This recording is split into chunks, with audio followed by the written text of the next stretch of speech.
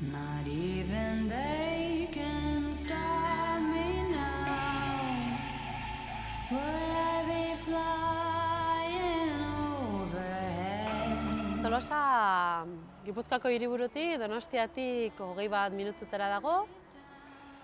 Iparraldean muga egiten du Ernioko mendizerrak, Leitzarango bailarak eta hegoaldean berriz Aralarko parke naturalak. Gipuzkoa mailan beti izan da ezaguna eta garrantzitsua Tolosa.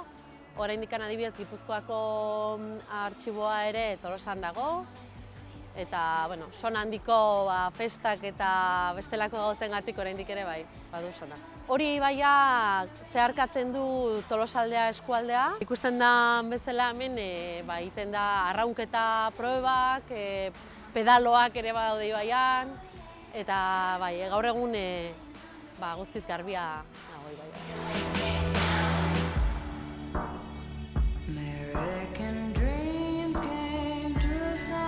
Batez ere gastronomiarengatik da ezaguna, bai larunbatero izaten den azokagatik, zerkausian bertako produktuak ditugu, gero Berdura plazan landare eta loreak eta Euskal Herri plazan kanpoko produktuak. Honetaz gain oso ezaguna da Tolosa bere gozoengatik, Tolosako tela eta zigarretxoak edo xaxuak. Abenduan izaten dugu txuletaren festa eta ospea handiko erretegiak ditugu Tolosan.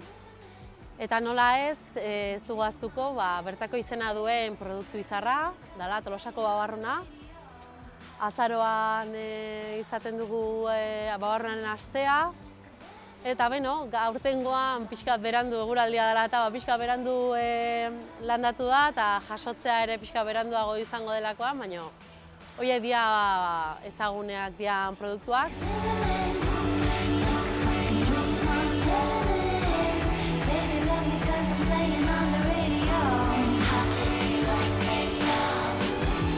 Hemen gastronomia egiten zaion kultua dela eta bisitariak hainbat esperientzia gastronomiko ere inditzazke.